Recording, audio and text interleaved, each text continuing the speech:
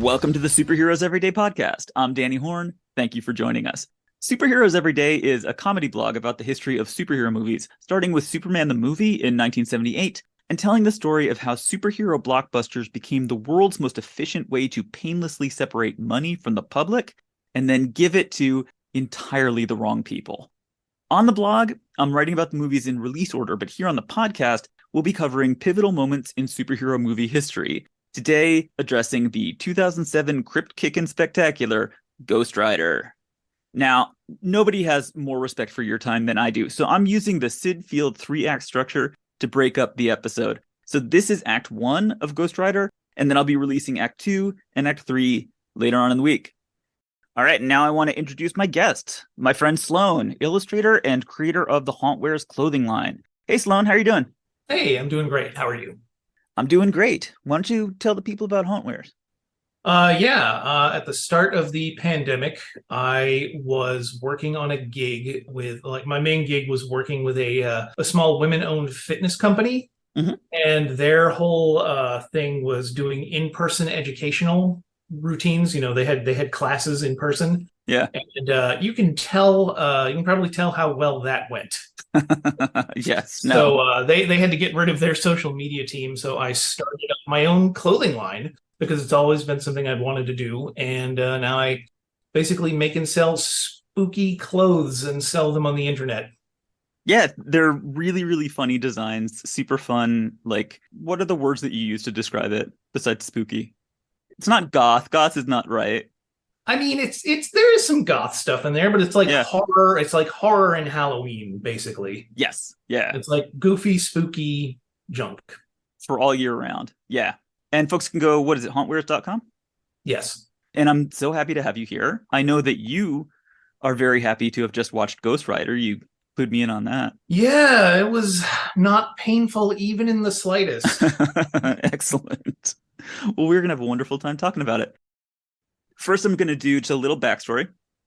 Mid-2000s, a very busy period for superhero movies. By 2007, both the Spider-Man trilogy and the X-Men trilogy were both wrapping up. The Chris Nolan Batman series was just getting started. And then there were a lot of like random and mostly unsuccessful attempts by various studios to make lesser known characters into movie stars. So they tried The Punisher and Catwoman, Elektra and Constantine. They knew that there was money here, but nobody quite knew how to tap it yet. It took about 10 years to get the Ghost Rider movie made. It went through a bunch of people's hands. In 2003, Columbia saw the success of Spider-Man, and they were looking around for a new property. And so they said, sure, Ghost Rider, let's do that. They wanted a new script and new director. So they hired Mark Steven Johnson, who was just coming off another comic book movie. That movie was Daredevil, which was a famously terrible movie. It has 43% on Rotten Tomatoes, which is extremely generous. But what the hell, said Columbia, it is only a comic book movie. And so now we're going to see what the brilliant auteur Mark Steven Johnson brought to this particular project. Just running the numbers, Ghost Rider came in at number 27 for the year with $116 million. Reviews were not kind. Rotten Tomatoes got 26%. Which is actually about right. And so that is where we are with Ghost Rider. Yeah, and that 27% is well earned. It really is. Yeah, it was just, I could not get through this movie in one sitting. And I had seen it once when it first came out on video. Yeah. I remembered absolutely nothing of it. Like, I even forgot that Nick Cage was wearing that amazing wig. There was just nothing about it that adhered to my memory. Well, then I'm going to start. We'll get into Act 1. Act 1 begins with an audiobook opening crawl performed by Sam Elliott at the outer limits of his folksiness. And so, do you mind if I do the crawl? No, go ahead. All right, thank you. It goes like this. It's said that the West was built on legends, tall tales that help us make sense of things too great or too terrifying to believe. Too great, right? That's the problem. This story is too great. This is the legend of the Ghost Rider. Story goes, every generation has one. Some damned soul cursed to ride the earth, collecting on the devil's deals. And then they get into this San Venganza thing. Many years ago, the Ghost Rider was sent to San Venganza to fetch a contract worth 1,000 evil souls. But that contract was so powerful, He knew he could never let the devil get his hands on it. What? Which makes no sense whatsoever. Yeah. So he did what no rider has ever done before. He outran the devil himself. So that is our backstory. And then he closes with, the thing about legends is sometimes they're true. But not really. But not well, not this one for sure. No. The best part is they have to go through that entire crawl at the end of the movie to kind of remind you why you had to sit through this. Because they have no faith by the end of this movie that you've taken in anything, really. So that was Sam Elliott's version. My version of this story is that Ghost Rider is the story of a mentally ill young man who becomes increasingly mentally ill in visible increments. Quote unquote young. Well, we start out young. We start out with little Johnny here at the carnival. We are just in time for an amazing blazing stunt cycle spectacular, starring disapproving daredevil dad Barton Blaze and his reckless teenage son Johnny Blaze. There is a ring of fire, and they both jump through it at the same time, and that appears to be the entire show. And so Johnny, there's a cute girl in the stands kind of making flirty eye contact with him, and he pops an unauthorized wheelie, which dad is not happy about. And he gives him a little speech about doing things without thinking. Now, dad is currently smoking and not coincidentally currently dying. So he is absolutely the guy that you would consult about risk reduction.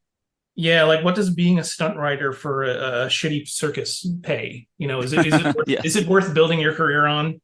I think that he's preparing for his life. Is he going to get a degree in ghost riding? Yeah, it's unclear. His plan apparently is follow his dad around. And dad is on his way out the door, sadly. But I want to talk for just a second about the demographics for this movie, because this is the only movie filmed entirely on location on the side of a guy's van. We've got motorcycles, black leather jackets, heavy metal music, chains and flames, skulls, and daredevil jumps.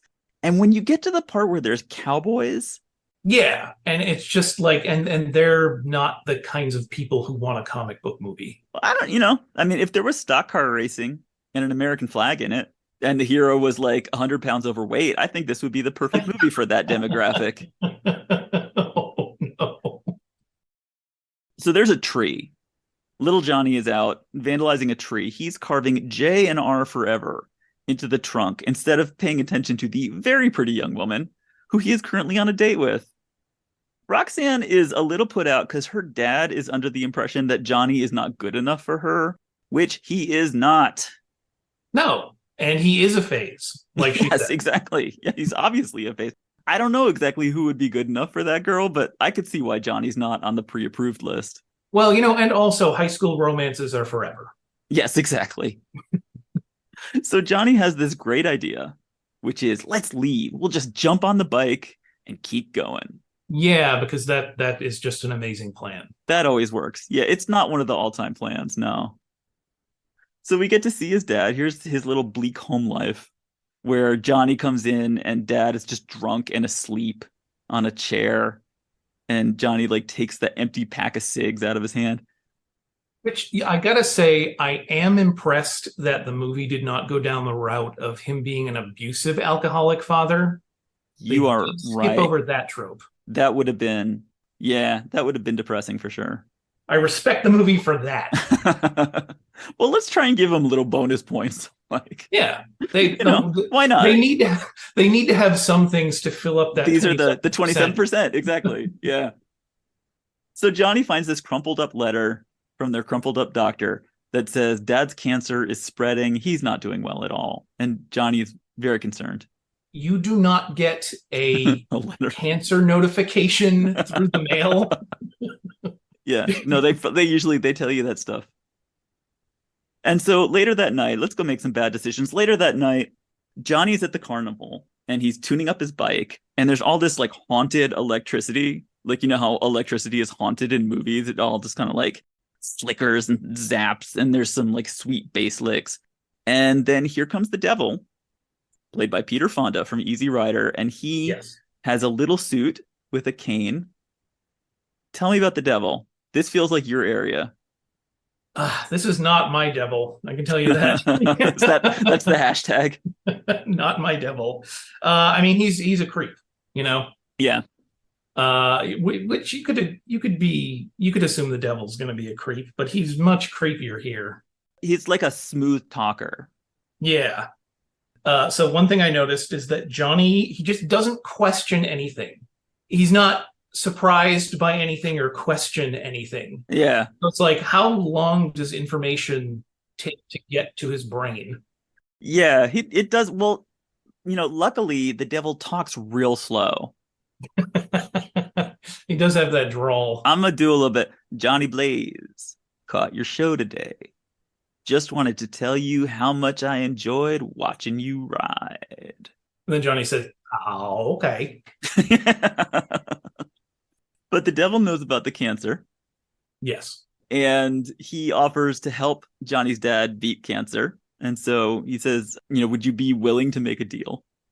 And Johnny says, name your price. And there's more slow talk. And the thing that I find, really the first thing that I find truly objectionable about this movie is that the bad guys. First thing. This is the first and not the last. The bad guys, they take these dramatic pauses in the middle of a line that is so obvious that you automatically fill it in yourself. Yeah. So what he does here, there's a pause that's 5 seconds long. Johnny says, name your price. And the devil looks around like an asshole. And he says, oh, I'll take 1 Mississippi, 2 Mississippi, 3 Mississippi, 4 Mississippi, 5 Mississippi, your soul. Yeah, I'm pretty sure I knew where that was going. This movie, it's in love with fast things. It is terrified of slow things. So he gives Johnny the standard rich and famous contract. Yes. And Johnny cuts his finger somehow. It's all very dramatic. And a drop of blood falls on the contract. And how did that happen again? The end of that. I don't even remember him. Yeah. He just puts his hand on the contract and it kind of pricks him. It's like Theranos or something. It pricks him and then a drop of blood falls. And the devil's like, that'll do. Yeah. And then Johnny just wakes up. It's all a dream, except that Dad feels great. He has gone to the doctor, and then the doctor has sent him another letter informing him that he is all better now. So Johnny can cure cancer. And he wakes up in the morning. He's like, oh, I feel like I'm missing a drop of blood. Where'd that go? I usually keep these organized. I keep all my drops of blood numbered for just such an occasion. Yeah, so when you can do a head count. But you never trust the devil, and this is why Dad is doing the jump of death through a flaming ring of fire. And as he's just getting ready to jump, in spooky silhouette, we see at the door of the tent, the devil himself. And Dad fucks up his jump, and he falls over and he dies. Yeah, the devil made an ironic deal. Amazing. Yes. Especially with this guy, because it's this is the trauma of your father who does pointless, dangerous stunts for a living, getting killed during one of his pointless, dangerous stunts. How could that possibly happen? Yeah. The real miracle is it didn't happen a decade previously. Exactly. Where's Johnny's mom in all this, by the way? Did they ever get into that? They don't mention Johnny's mom. All we get is the dead dad. And so actually, there's something I need to do for people. Dead parents keep coming up on this podcast. Almost every movie that I've done so far has on-screen parent death, or at least discussion of a dead parent. So if you wouldn't mind, I'm going to give the current score because I'm sort of tracking this for people. Please. So far, we got Man of Steel, Kal-El's mom and dad, and Clark's dad. X-Men First Class, we got Eric's mom. Batman Forever, Bruce's parents and Dick Grayson's parents. Hulk, Bruce's mom and dad both die on screen. Eternals has Ajax, who's a mother figure. Morbius has Nicholas, who's a father figure. Rise of the Silver Surfer, Johnny and Sue talk about their dead dad. Green Lantern, Hal's dad, Hector's dad, and Waller's husband and kids. And now in Ghost Rider, we've got Johnny's dad. So that's 11 episodes. Yes. 11 fathers and 6 mothers dying on screen in front of an audience of children. I am averaging 1 dead father per episode. So Johnny's riding his motorbike down a country road, and a vision of the devil appears that makes him fall off the bike and kind of roll around on the ground a little bit. Yeah, in a crossroads. In a crossroads. It's very subtle. This is a very subtle movie. Yeah. He's lying face down on the ground, and then the devil is there, and he says, "You're no good to me, dead." which I don't know why he's bringing up because that little accident did not come anywhere near killing him. Yeah, no. All right, Johnny gets up and he says, "You killed my father." And the devil says, "I cured his cancer. That was the deal." And he tells Johnny at some point he's going to call on him. Forget about friends, forget about family, forget about love. You are mine, Johnny Blaze. So we're just going to forget about all those things. So Johnny's upset, and now he's riding his little motorbike, and it's raining. And there's Roxanne, just waiting at the tree, ready to start a brand new life with him. I feel like the pouring rain kind of demonstrates how the "we'll just jump on the bike and keep going" life plan might not be as foolproof of a scheme as they'd hoped it would be. Yeah, that's a good point. Yeah. And she didn't even have an umbrella, so they're both excellent planners. They really are. But he doesn't even say goodbye. He has been cursed by the devil, and he should forget about love, and so he just rides away and leaves her behind. Yeah, like why did he even go there if he was just gonna like look at her for Look at her and then go? Yeah, I know, it's like maximum cruelty. Yeah. And then all of a sudden, Johnny's all grown up, and he's Nicolas Cage. Tell me where you're at with Nick Cage as an entertainer. Well, at this, what you mean, like right now, or when I was watching it back then? Either, both. Well, I mean, he's insane. Yes. He's absolutely insane, and even in the roles where he's trying not to be insane, he's absolutely bug fuck insane. You know, that is his thing. And in here, it feels like he's in his own movie. He's not really connected to the other actors. Like I think he is with Sam Elliott, but besides that, it just feels like Nick is doing his own scene, and then there's also some other people who are in a scene. He is still a daredevil motorcycle jumper, and now he is incredibly famous in a way that daredevils no longer are. Yeah, exactly. That whole evil thing that I actually like. I kind of like that. Tell me what you like. Well, it's fun. It's like we don't have that kind of attention span anymore. And if someone did that on TikTok, it would be on Facebook for like 5 minutes. Yeah. And then it would have been forgotten, and this person would not have made any real kind of cultural impact. So to see, like, okay, have you watched any of the Knives Out? Like either the Knives Out or Glass Onion? It's like, in a very similar way, I love the idea of a celebrity detective being world famous. Yeah, it's very similar to that. Like you couldn't do that now, but the fact that these fictional worlds have that is very charming to me. Yeah, that is true. Yeah, and it's I wonder he does 2 jumps as Johnny Blaze, and both of them just before this enormous crowd. And in both cases, I don't know if there's an opening act or anything, but it feels like everyone just kind of goes in and cheers and stands around, and then he comes out and does this death-defying jump, and then he's done, and that's the whole show. Yeah, and it's weird too, because like he latched onto this one teenage girl in the stands when he was a kid. Yeah. He's a celebrity. He's got like millions of these insanely hot women screaming at him and throwing him their underwear and everything. And it's like in tank tops, just like dancing in the stands. Yeah, exactly. It's like if you had waited a few years, Roxanne wouldn't have even been a thing. Well, he doesn't seem to be that interested. He's forgotten about love. Sloane, he's forgotten about love. Well, thing. I mean, he's a psychosexual. Yes, he is. So he does the jump. He goes through a ring of fire over like an endless number of trucks. He doesn't get quite all the way. He almost gets there because he gets a little distracted in his head by thinking about the devil. Yeah, and that affects gravity somehow. Yeah, that's not a good mid-jump activity. When he gets to the other side, he skids a little bit and he falls over, and the bike basically runs over his neck in slow motion, which is the only way to do it. And Johnny just slams up against the wall directly on his spine. And his little woodland friends all run up and they crowd around him like you're supposed to do. And they just start fucking with him. Yeah. This guy had this horrifying accident. Yeah. He slammed into the wall. Like the visor of his helmet shatters. And the first thing the fucking people do is they slap him across the face. No. They yank the helmet off of his possibly broken spine and slap him. Stop playing with his neck injury. Like, you are not helping. They say the word paramedics, so this is a cinematic universe that has healthcare. But you would not know that from the way that they waggle him around. But he's okay. because he's no good to the devil if he's dead. So he opens his eyes. Now we're on the tour bus driving Yeah. around, and we pass a Welcome to Texas billboard. So, Sloane, welcome to Yes. Texas. And here's where we get to know Mac, who is Johnny's manager and personal criticism service. That appears to be what he's for, just to be judgmental about every single thing Johnny does. Also, monkey denier. And monkey denier. Well, because Johnny wants to watch a monkey show. Oh yeah, we know three things about Johnny at this point. Yes. We're like a half an hour into the movie, and we know three things. We know he is a stunt rider who made a deal with the devil, but that's kind of part of the same thing. And he likes jelly beans. Yes. And he likes watching monkeys. Yes. So, based on that, he's a fantastic protagonist in my and he's forgotten about friends. Yeah. He's doing all this like extra eccentricity stuff.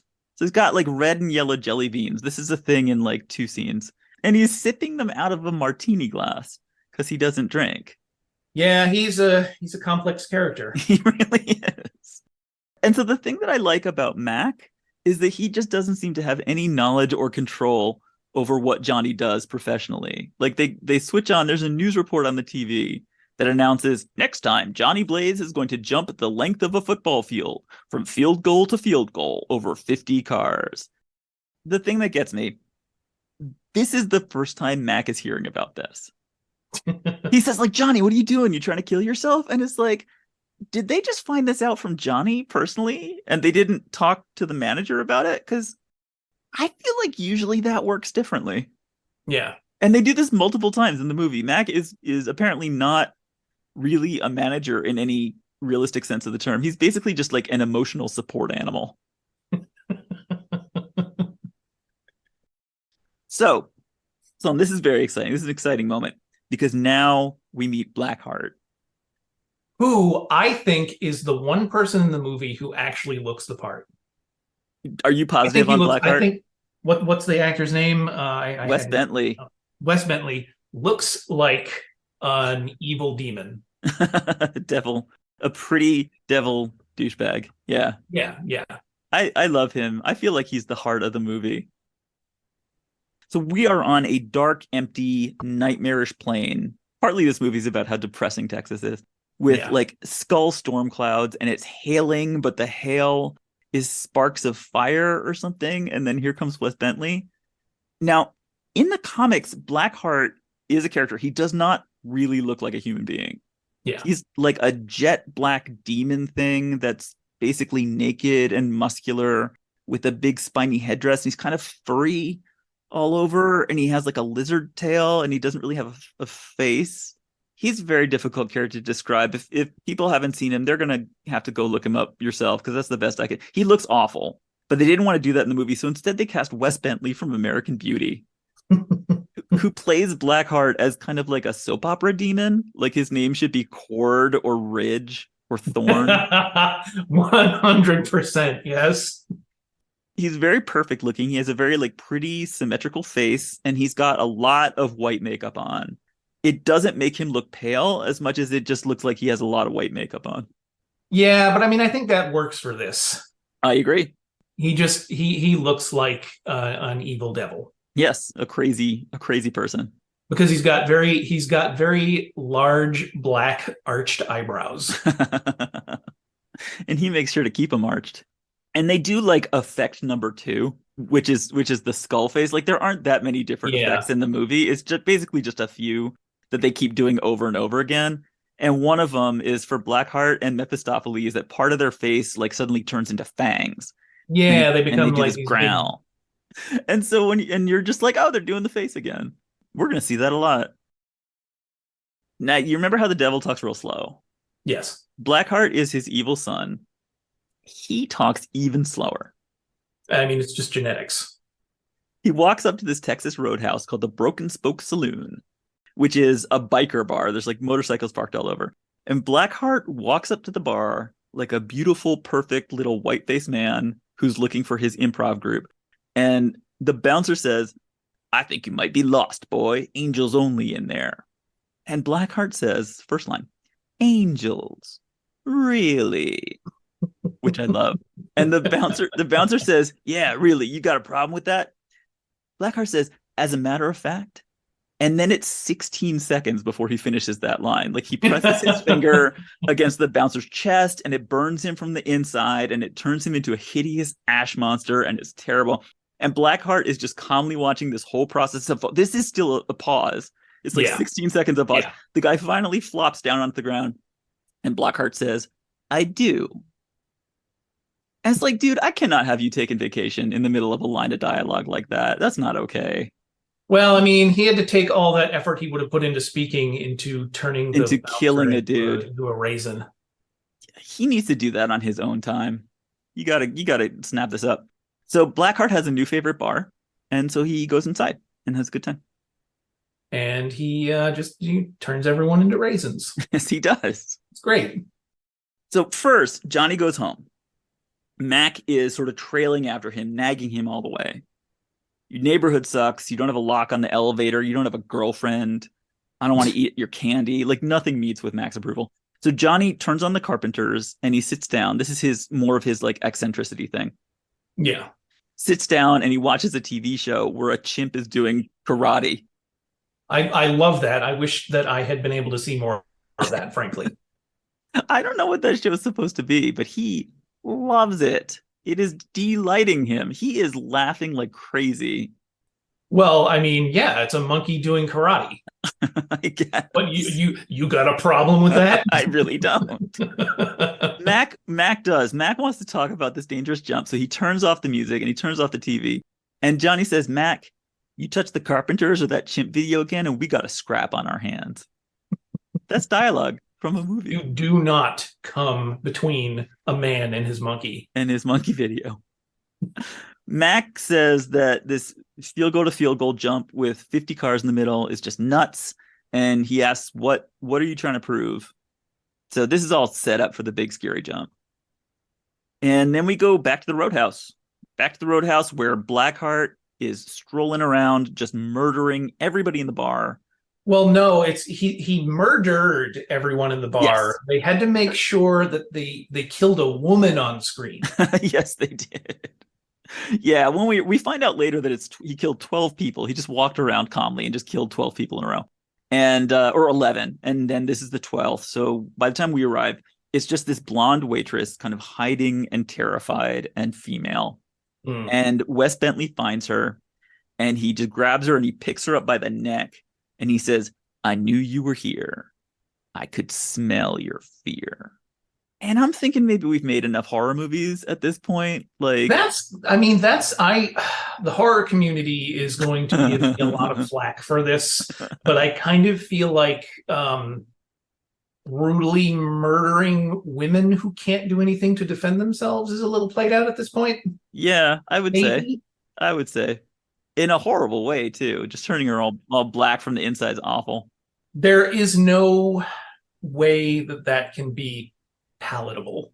I'm sorry. All right, it's you versus the horror community. Maybe for a minute. Let's leave the ladies alone for a while. Right? I feel that. Yeah, for sure. And then he just drops her and he forgets all about her. So once that's out of the way, it's like he's done his homework and now he gets to have friends over.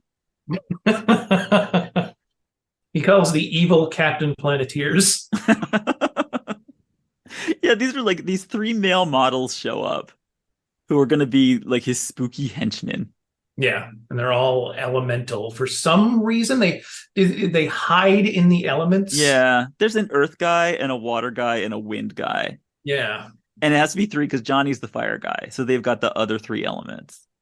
But then again, like why didn't they go the 4 horsemen route? You know, it was right there. As soon as they were coming together, yeah, like elemental. I'm like, why? Like, yeah, you got the concept of the 4 horsemen right there. It would have slotted in perfectly fine. They had a water guy and they were like, okay, I guess. And all their faces changed to make them look like everybody. All of the bad guys in this movie have lenticular faces. Like you hold them at one angle and they're normal, and then you hold them at the other and they got like toothy faces. Horrible face, yeah, with all spiny teeth. They have names, these guys. I feel like I have a responsibility to tell people the names. It won't make anybody any happier. No, but I feel you'd like I have need to to. tell me because I just watched the movie an hour ago and I can't remember any Yeah, of you them. wouldn't know. The Earth guy is named Gressel. The water guy is Wallow, and the wind guy is Abigor. I looked them up. They're not really from the comics. There is a character called Wallow in Marvel Comics, but it's a different character. So that's Yeah. these guys are the hidden. Wes Bentley gives this eccentric performance that he has figured out on the back of a napkin like 10 minutes before they started shooting. And he tells his friends, come for the contract of Sam Venganza, which is the thing from the opening crawl. Yeah. Legend has it the contract was stolen and hidden in a graveyard, and now you're going to help me find it. And they say, and then what? And he says, then we'll take this world one city at a time. And it's like, yeah, I'm pretty sure I knew where that line was going. Yeah. Then again, it's like even more evidence that they should have been like the Four Horsemen because Yeah, they if they're want going to to take over the destroy world. the world. Yeah, they're going Yeah. to destroy the world with an Earth guy, Like, like what would you be more afraid of, pestilence or water? or air.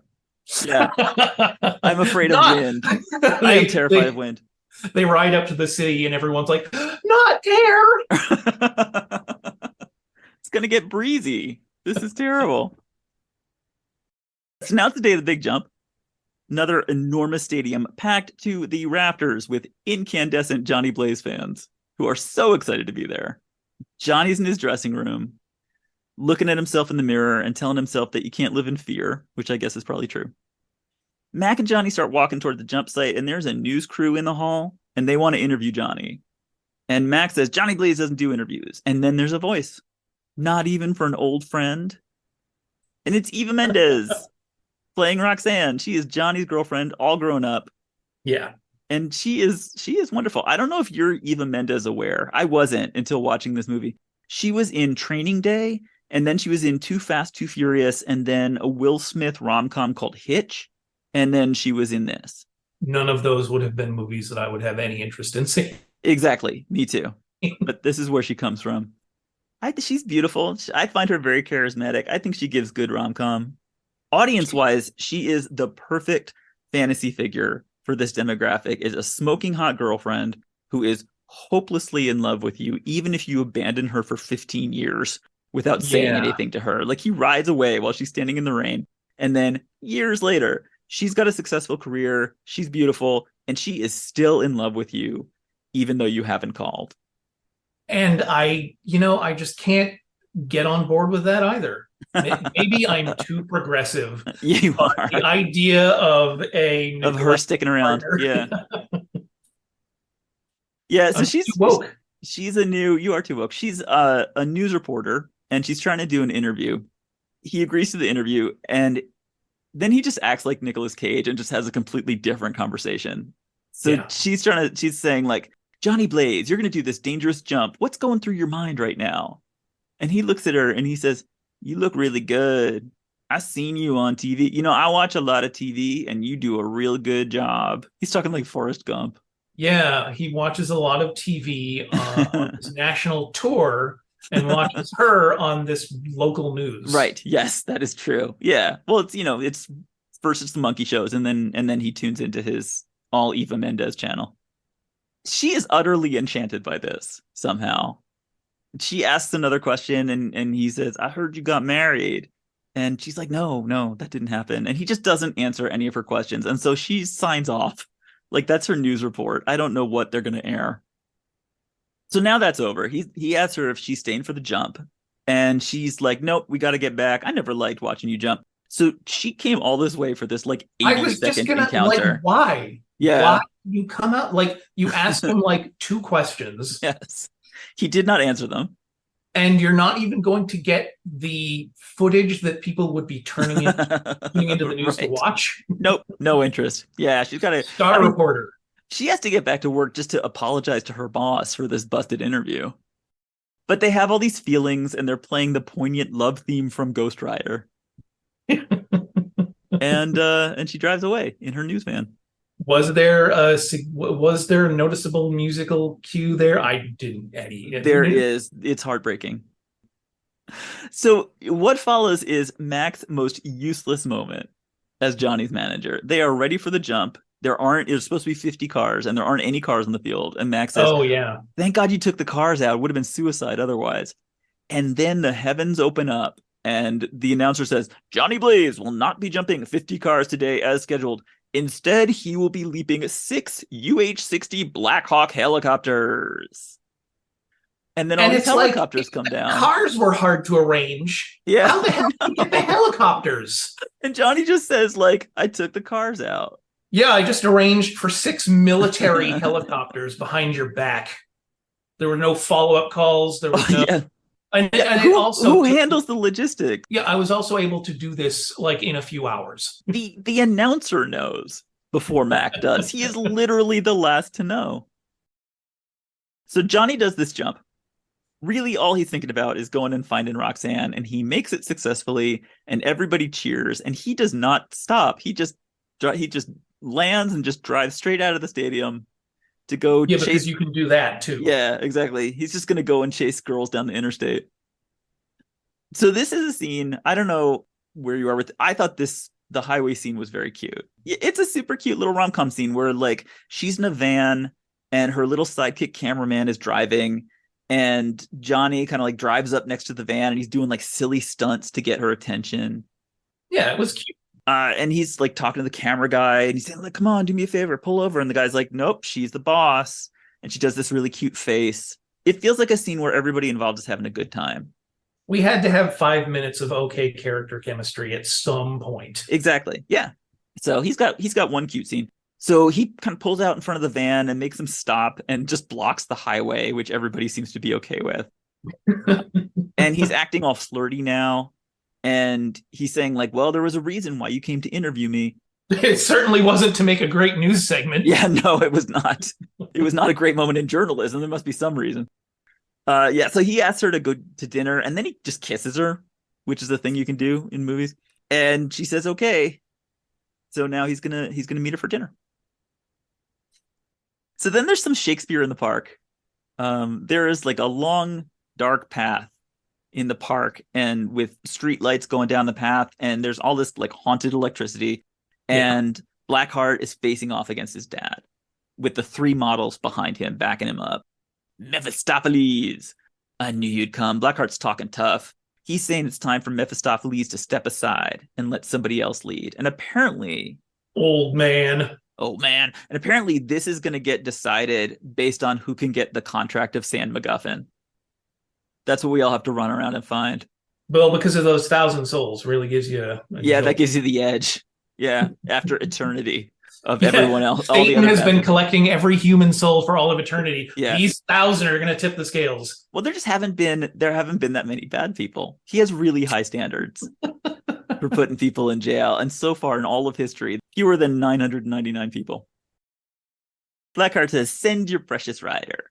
I will retire him, just like I will retire you, father. And then he snaps and the lights come on. And it's the first time I watched this movie, I hated Blackheart, and now I just find him delightful. I think I've been watching a lot of terrible superhero movies, and that has shifted my standards somewhat. He just makes me laugh every time I see him. So Roxanne's at dinner. It's nighttime. Roxanne's at the restaurant where Johnny's supposed to be, and he's late, and she's very disappointed, and it's another just like little rom-com moment. Yeah. She's got a magic 8-ball with her. I did not understand that even in the slightest. I know. Yeah, that she like carries it around. Yeah. And looks for information about whether Johnny is going to stand her up. Did they get like a licensing deal last minute? Oh, I didn't think about that. You think it's product placement? You got to have for the magic 8-ball? That would be amazing. Drinking a lot of wine. Johnny is still at home, psyching himself up in the mirror. So one way or another, he's going to be late. So Johnny goes outside to get his bike, and his bike is already like purring. It's like kind of revving all by itself. And then the devil's there. Ta-da! Johnny says, why are you here? And Peter Fonda says, I've always been here, Johnny, all along. Right there the entire time? Right here. Exactly here. The devil is excessively pleased right now. And he talks about like, Johnny, you're the best. And I'm your greatest fan. The posters, the video games, the crowds. It makes me so proud. It's like watching an investment growing and growing until the day you cash it in. What are you talking about? How does Johnny being famous affect anything as far as the devil is concerned? Do celebrities count double when they go to hell? Yes. Yeah, I really need everyone to be able to recognize you before I Yeah. start using you as my bounty hunter. That's going to make things a lot easier. Tonight's the night. The devil tells Johnny, go find Blackheart and destroy him. And Johnny does not. He doesn't want to do any such thing. But the devil bangs his cane on the ground, and Johnny's bike just starts driving all by itself. It gets all Yeah. flamey, and it just zoom. It's driving so fast it breaks cars and windows and stuff as he goes by. That didn't make any sense either. It sets trees on fire, throws a car through a window. It knocks a motorcycle cop off his bike. It is terribly destructive. And then there's the transformation scene. So This was so good. Okay. This is where he really was Nick Cage. Yep. This was like the Nick Cageiest part of the movie where he's screaming and laughing in that way that only he can do. Yeah. Like his bike just brings him someplace and he just gets to go bugfuck crazy and burst into flames. And so now he's just like a tiny little burning skull that is perched on Nick Cage's shoulder. That is surprisingly emotive. Yeah, it's a cute little flaming head.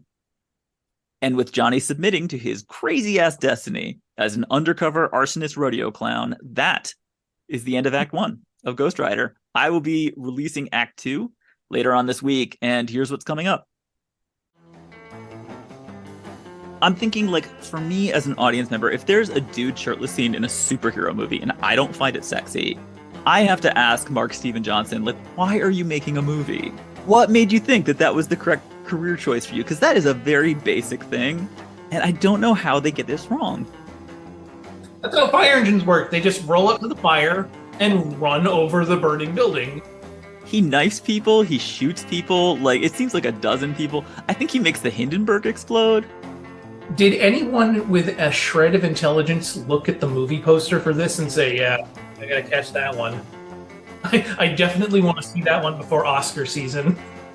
Basically, the whole rest of the movie is just, we just wait around until Sam Elliott pops up to explain what's going on to us. All right, stay tuned for that. Thank you, Sloane. You're welcome. I will meet you right back here for Act 2 of Ghost Rider on the Superheroes Everyday podcast. Thanks for listening. You deaf or something? Angels only in there. Angels? Really? Yeah, really. You got a problem with that? As a matter of fact.